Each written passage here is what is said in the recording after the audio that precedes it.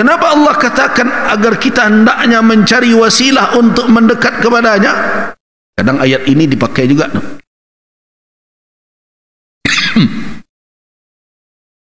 Dan firman Allah Subhanahu wa taala,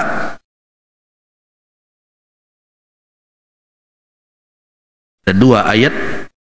Pertama suratul Maidah ayat 35, yang kedua adalah surat Al-Isra ayat 57.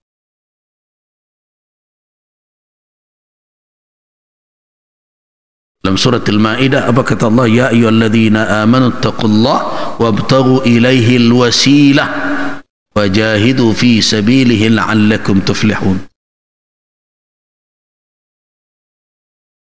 Hai orang-orang yang beriman, bertakwalah kamu kepada Allah dan carilah kepadanya wasilah. Nah, ini yang kadang ditafsirkan seperti itu. Tentu tidak mungkin wasilah yang dimaksud seperti cara yang dipakai oleh kaum musyrikin itu. Nah, di situ itulah syariat datang. Kalimat wasilah seperti itu tidak bisa ditafsirkan dengan dugaan-dugaan semata. Itu yang dikatakan kalimat mujmal. Kata mujmal itu bayannya adalah dari sahibul kalam. Penjelasannya dari orang yang bicara. Apa yang dimaksud dengan wasilah? Sudah dijelaskan. Wasilah di situ adalah ibadah yang disyariatkan, keimanan yang diperintahkan. Dengan itulah kita bisa sampai kepadanya. Wabtaghu ilaihil wasilah. Salat itu wasilah. Apalagi zakat itu wasilah. Apalagi zikir itu wasilah. Apalagi ni belajar di majlis ilmu ini wasilah. Jadi tidak ada hak kita untuk membuat wasilah di luar dari yang dibentangkan oleh syariat yang telah ditunjukkan oleh Nabi.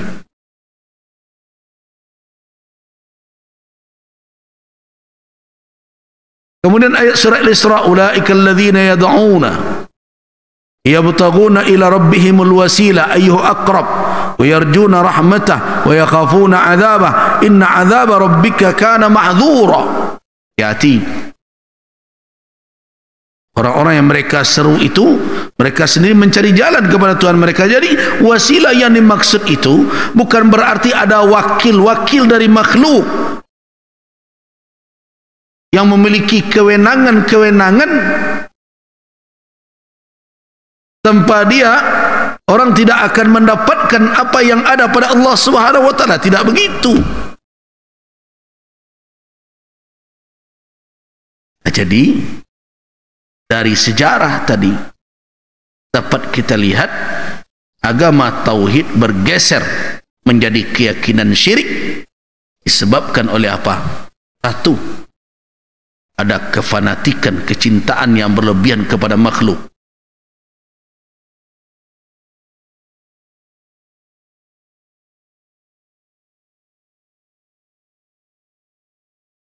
Dan yang kedua, ada keberanian untuk membuat-buat, menambah-nambah syariat yang diturunkan pada tidak ada kewenangan untuk itu.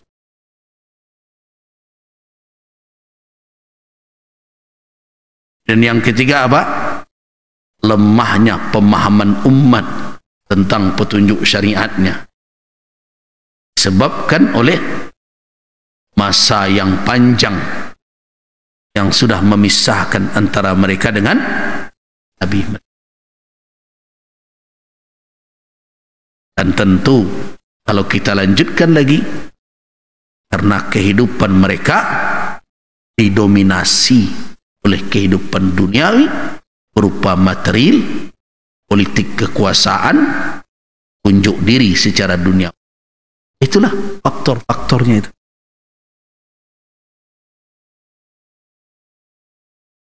Mereka sudah mementingkan apa? Harta. Nah, akhirnya bergeser. Panutan bergeser kepada apa? Tidak lagi kepada nilai, tapi ukurannya materi.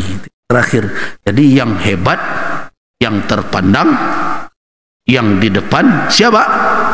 Nan banyak piti, nan punya pangke. Nah, kira-kira dari faktor-faktor yang 5 tu, abarana nado kini banyak tu.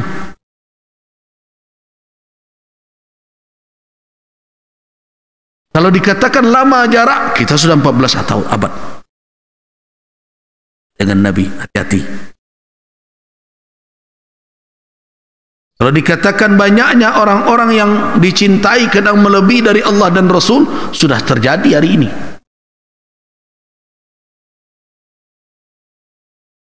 Diagung-agungkan, walaupun dia melanggar ketentuan Allah, hebat juga dalam pandangan mata kita. Sehingga mudah orang menipu orang lain sekarang dengan topeng agama dan berbagai macam. Itu terjadi dahulu. Nah, ditambah apa lagi? Lemahnya literasi kita orang sekarang. Pemahaman, semangat keilmuan lemah. Ceramah yang disenangi itu kalau ada galaknya dari awal sampai akhir. Kalau dapat galak sih isinya lah panik arang. Hebat.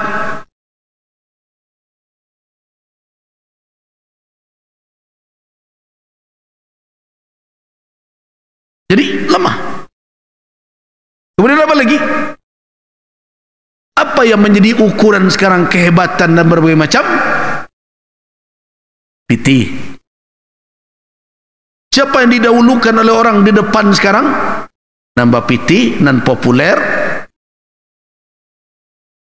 Urusan ilmu, urusan akhlak, pertimbangan nomor sekian. Nah, jadi kalau kita fahami ada hadis, kanal Islamu bada'a ghariban, Islam itu di permulaannya, ketika mulai Islam itu hadir, gharib, asing. Kenapa? Asing di tengah 5 faktor tadi. Di tengah masyarakat yang memiliki 5 kondisi tadi, asing Islam. Jarak dengan Nabi telah jauh. Kedua apa lagi? Ada kefanatikan luar biasa, kecintaan melebihi dari yang wajar, bahkan lebih pula daripada mencintai Khalik, padahal dia makhluk. Kemudian apa lagi? Lemahnya pemahaman literasi, nasu, mereka mulai lupa dengan petunjuk. Kemudian apa lagi? Mereka memiliki keberanian untuk mengurangi, menambah dan berbagai macam, merubah-rubah. Kemudian apa lagi? Yang kelima, kiblat, ukuran untuk mendahulukan orang, menempatkan orang pada posisi tertentu, bukan lagi keilmuan, bukan lagi akhlak, tetapi apa? Harta benda, kekuasaan. Nah, kalau 5 faktor itu hadir di tengah masyarakat, kemudian hadir Islam, Islam akan asing. Ini dikatakan oleh Nabi, kana al-Islamu kana ghariban. Pada al-Islam gharib. Islam pada mulanya gharib, asing. Nah, kata Nabi kan, wa sayaudu ghariban kama bada, begitu. Dan akan kembali gharib pula, asing pula dia, sebagaimana permulaannya. Artinya apa? Kalau kita, ini bukan meramal ya, saya bukan tukang ramal. Nah, tapi dari indikasi itu, apakah betul Islam akan menjadi asing kembali? Iya, kalau faktor-faktor yang hadir di masa-masa yang kita bicarakan tadi, masa kaum musyrikin tadi itu, hadir lagi di masa sekarang, Islam akan gharib kembali, akan asing kembali. Jadi benar yang dikatakan oleh Nabi sallallahu. Faktor-faktor itu hadir di tengah masyarakat lagi, maka Islam akan dipandang aneh. orang-orang yang mempertahankan Islam akan dipandang lucu, dipandang dengan label berbagai macam. Itulah kenyataan. Wasayaudu kama bada.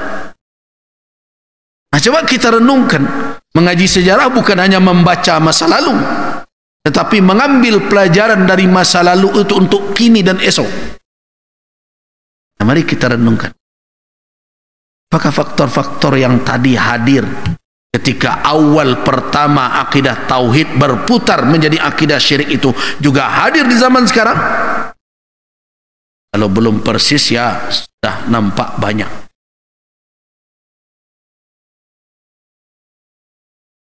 Ya, kita ambil yang pertama tadi. Jarak yang jauh. Kita sudah jauh jarak kita. 11 abad. Apalagi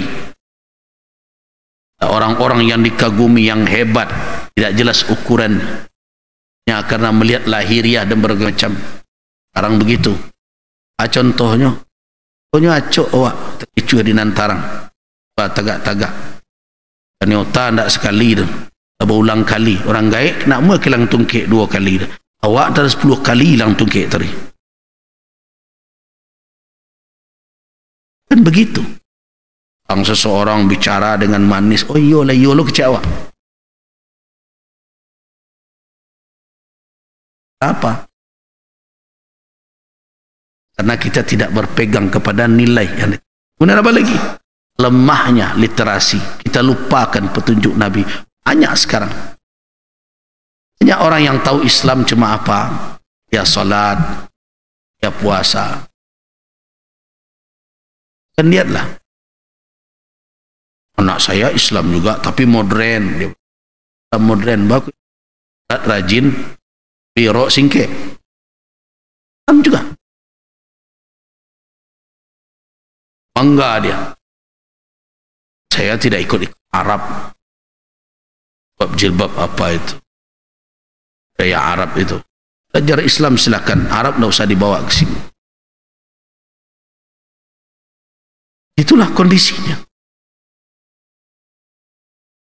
Dan sebagian umat mengangguk karena lemah, tidak mau memahami. Bahkan tidak sedikit orang yang menganggap ilmu keislaman ini rendah dibandingkan ilmu lain. Makanya orang banyak yang berani naik ke atas mimbar itu. Siapa ada yang berani buka praktek kedokteran kalau dia tidak bersekolah kedokteran? Ada yang berani. Yo bapak dan ibu saya buka praktek sekarang. Ambil apa-apa teknik mesin. Berani tak? Tak berani. Tapi ini baca bismillah janda lurus. Dia hafalnya mukaddimah khutbah. Dikit. Berani dia naik ke mimbar itu. Sehati orang diingatkan inilah menurut Al-Quran Sunnah. Dipandang enteng. Apalagi kalau ukuran sekarang yang dipakai, ya sudah, ukuran sudah terbalik-balik hari ini. Seperti yang dikatakan oleh Nabi, tukadzabu fiha as-sadiq, orang yang benar didustakan, orang pembohong sanjung-sanjung jadi orang yang paling benar. Jadi inilah yang kita khawatir. Kalau betul kita belajar tentang sirah Nabawi, belajar kita sejarah Nabi, nah kita memiliki apa? Hadar, kewaspadaan di dalam diri. Hati-hati, kondak zaman dan aman-aman saja doko. Ini bukan zaman yang nyaman-nyaman saja. Ini zaman sedang beresiko besar. Bahaya mengintai di sekeliling kita. Kalau tidak hati-hati, keimanan kita bisa tergelincir. Nah, semangat itulah yang didapat dari kita membaca sejarah.